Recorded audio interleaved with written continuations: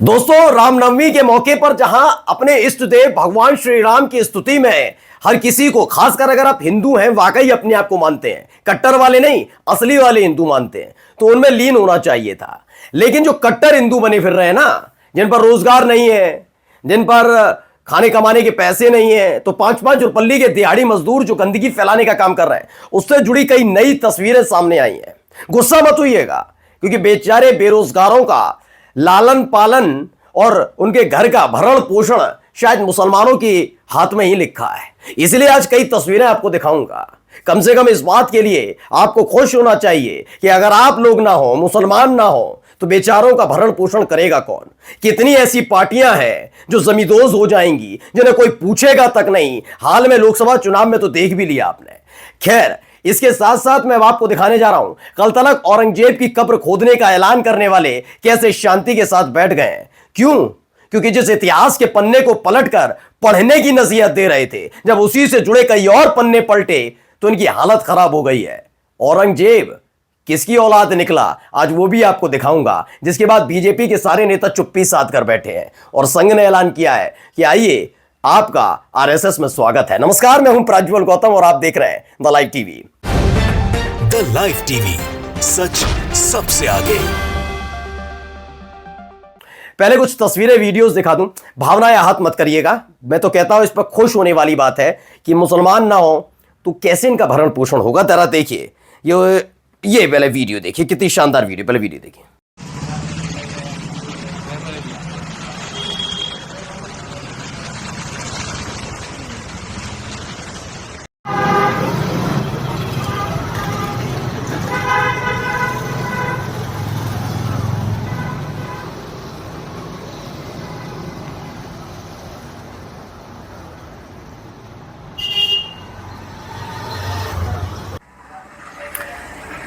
तो समझ गए होंगे, प्राचीर जो बनी हुई है उसके हिसाब से ये स्तंभ खड़ा हुआ है। शाही मस्जिद देखिए, लिखा हुआ भी है।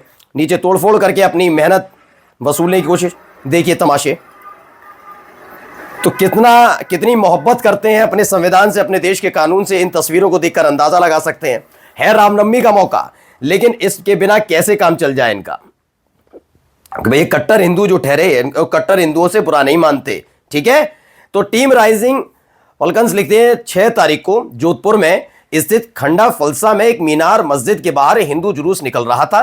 बड़े अफसोस की बात है कि भारी तादाद में पुलिस प्रशासन होने के बावजूद भी रामनवमी जुलूस में आए लोगों ने मस्जिद के साथ तोड़फोड़ की और मस्जिद को नुकसान पहुंचाया। भाई जिनका धंधा ही है। और पुलिस, जोधपुर कहां है? राजस्थान में कौन किसकी सरकार? बीजेपी की है। पुलिस वाले भी कहें कहां रोक लें इनको रोकेंगे, कल फरमान आ जाएगा, एसपी साहब का तबादला, 4 सिपाही सस्पेंड। इन्हें रोका कैसे जाए? भाई ये सत्ता आशीर्वाद प्राप्त है तो इनका बेचारों का करेगा कौन? कोई कुछ कर तो शांति दूत है उनके लिहाज से, तो सरकारी शब्दावली में तो। और उत्पाती कौन है? मुसलमान, खालिद, अनवर, कुरैशी, खान, ये सारे के सारे आप लोग उत्पाती हो और आधिकारिक हो भाई। क्योंकि सत्ता प्राप्त के आशीर्वाद प्राप्त तो ये तो शांति दूत है जो मस्जिद के सामने आकर तमाशा करते हैं। चलिए कुछ और भी तस्वीरें दिखाता हूं, पहले इस वीडियो को जरा गौर से देखिएगा।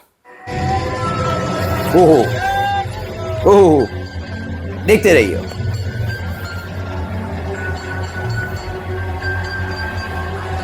ठीक है, ये तस्वीर आपने देख ली। अब दूसरी वीडियो भी देख ली, 6 सेकंड की है।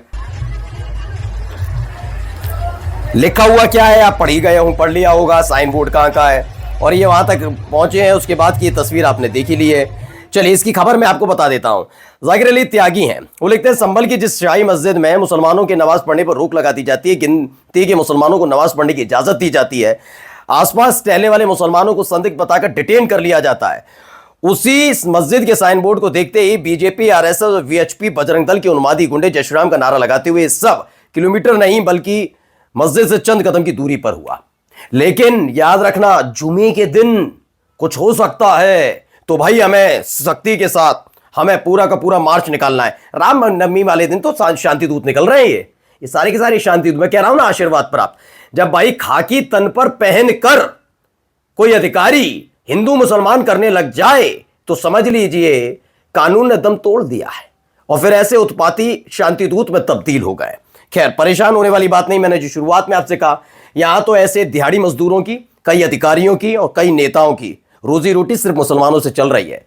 आप रोटियां दे रहे हैं उनके घर में, ये मानकर चलिए। अब जरा इनकी भी भाषा शैली सुन लीजिए, कितने तमीजदार है। ये है भगवान को अपने याद करने वाले।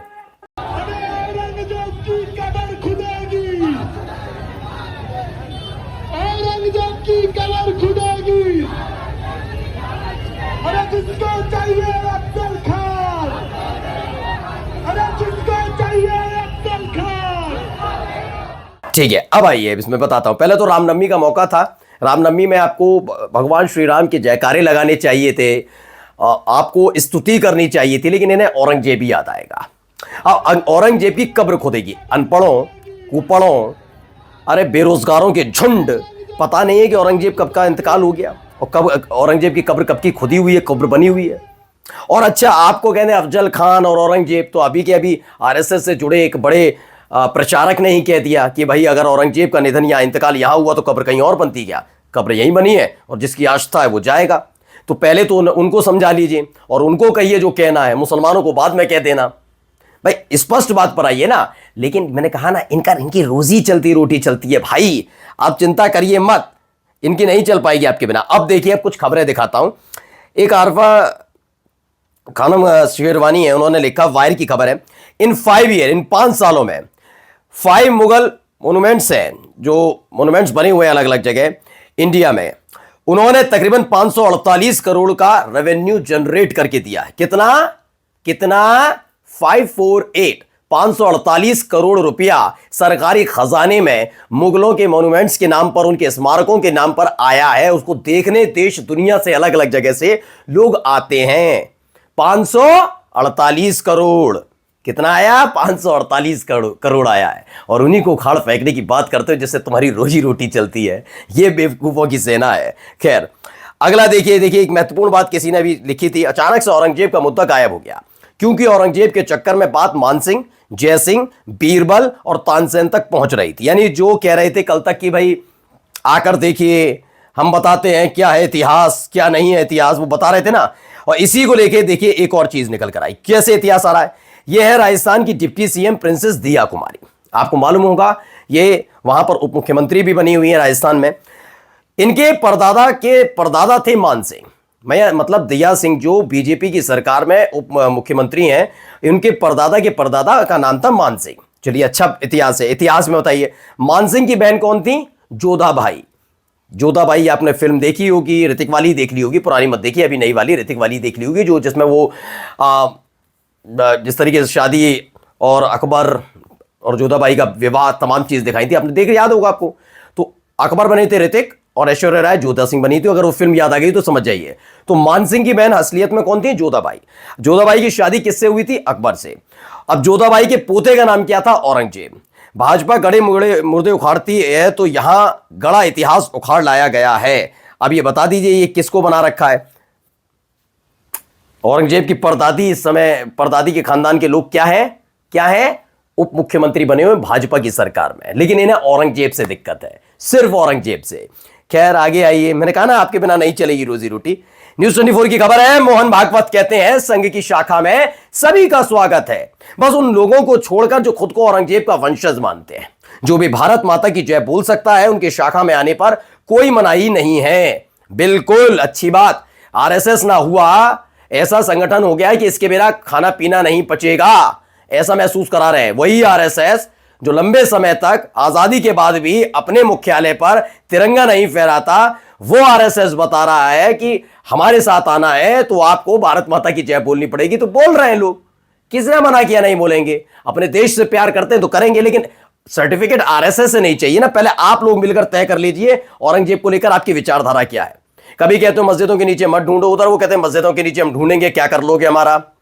वो कहते हैं औरंगजेब का इंतकाल यहां हुआ, कब्र यहीं खुदी हुई है, यहीं खुदी है और यहीं पर कब्र बनी है, तो जिसको आस्था जाइए। इधर ये कहते हैं कि भाई औरंगजेब के वंशज जो है वो आएंगे नहीं। मतलब अपना पहले तय कर लें सब मिलजुल के, बीजेपी वाले और इन सब। मुझे लग रहा है खुद में ही इनका कंफ्यूजन चल रहा है। अब आइए तमाशे, आइए तमाशे देखिए। अब तमाशे, वाह अद्भुत नजारा, अद्भुत नजारा, देखते जाइए। बहुत अच्छा, फाड़ा फूड़ी कीजिए। एसबीआई की ब्रांच है। अब ये क्या तमाशा चल रहा है जरा मैं पहले बता देता हूं। दरअसल आपको मैंने पिछले कुछ दिनों में भी अभी दिखाई थी कि महाराष्ट्र के अलग अलग हिस्सों में, खासकर मुंबई में, महाराष्ट्र बैंक से लेकर अलग अलग बैंक में जाकर ये वहां के कर्मचारियों को धमका रहे थे, धमकी दे रहे थे। एमएनएस के कार्यकर्ता हैं, ये शांति दूत है ये भी। तो इन्होंने कहा अगर आप पर हिंदी बोलोगे और मराठी नहीं आती तो मराठी आनी चाहिए, धमकी वमकी दे डाली। हाल ही में देवेंद्र फडणवीस ने भी कहा हाँ बात तो सही है, अभी मराठी तो आनी चाहिए, लेकिन कानून हाथ में ना ले। लेकिन सोचिए जिस प्रदेश का मुख्यमंत्री इस तरह के लफंगेपन को मंजूरी देता हो तो फिर किया ही किया जा सकता है। जैसे उत्तर प्रदेश वाले थे, उन्होंने अनुज चौधरी के बयान को कहा कि वो तो ये पहलवान है, अर्जुन अवार्डी है, तो भाषा शैली पे मत जाइए, और जो कह रहे हैं गलत नहीं कह रहे। तो यहाँ पे इनको भी एक तरीके से मोहर मिल गई है। तब एसबीआई में घुसकर ये गुंडागर्दी की जा रही है, खुलकर हो रही है, कोई रोकने टोकने वाला नहीं। बस ये है, ये मुसलमान नहीं है, होते तो अब तक आपको मालूम है बुलडोजर चल जाता, पूरा कुंडली निकल आती। अब आइए इस आदमी का चेहरा देख लीजिए, ढक रहा है, लेकिन ये कौन है व्यक्ति दिखाता हूं। न्यूज़ 24 की खबर है, चेहरा ढककर भाग रहा है, पुलिस के साथ जा रहा है। क्या किया इस आदमी ने, एक बहुत महान कार्य किया है। चलिए इसकी कहानी बता देता हूं। दरअसल क्या होता है कि हर साल या एक टाइम आने के बाद हर एक मंदिर का पूरा लेखा जोखा होता है कि वहां कितने पैसे दान में आए, कितने पैसे इकट्ठे हुए, तो उसकी गिनती कराई जाती है। ऐसे में केनरा बैंक का एक कर्मचारी को बुलाया गया कि आप भी काउंटिंग करिए, मशीनें वगैरह आई हुई थी। तब तक कुछ लोगों को शक हुआ इस पर, शक इस बात पर हुआ कि पैसे कुछ कर रहा है खेल। जब इसकी तलाशी ली गई तो इनरवियर होता ना, अंडरवियर, उसमें गड्डियां छिपा ली थी इसने। ये इसका नाम पढ़ लीजिए, असलम नहीं है ये असलम नाम नहीं है इसका, ये एक हिंदू व्यक्ति है। अब इसे गिरफ्तार कर लिया गया है और केनरा बैंक में ये काम करता है, अच्छी खासी पोस्ट पर है, लेकिन अभी उतना ज्यादा बड़ा मुद्दा नहीं बनाया जा रहा, मुसलमान नहीं कर सकता बस।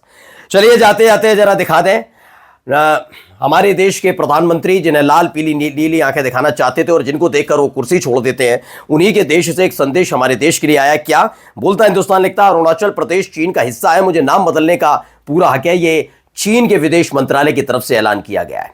लेकिन नहीं, अभी हमें नहीं सोचना, हमें चीन के बारे में नहीं सोचना, अरुणाचल प्रदेश को लेकर क्या कहना नहीं सोचना। 5 मिनट में 20 लाख करोड़ रुपए घुस गए, स्वाहा हो गए, नहीं सोचना। हमें सोचना है कि रामनवमी को लेकर यह उत्पात कैसे किया, कोई उत्पात बड़ा हो क्यों नहीं पाया, वही खास तौर पर पश्चिम बंगाल में, भाई उस पर विचार करना है ना। नमस्कार।